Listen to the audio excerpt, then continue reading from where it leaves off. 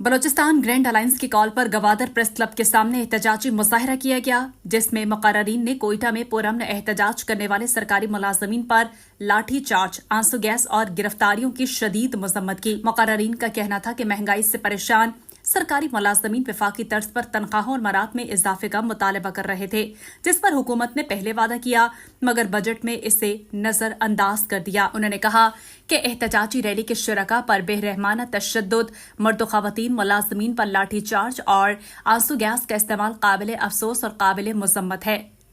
Balochistan grand alliance के रहनुमाओं ने मुतालबा किया कि गिरफ्तार मुलाजमीन और कायदीन को फौरी रिहा किया जाए, इन पर दर्ज मुकदमात खत्म किए जाएं और हुकूमत अपने वादे के मुताबिक तनख्वाहों में इजाफा करे। उन्होंने खबरदार किया कि अगर मुतालबात न माने गए तो मुलाजमीन मुत्तहिद होकर एहतजाज का दायरा वसी करेंगे।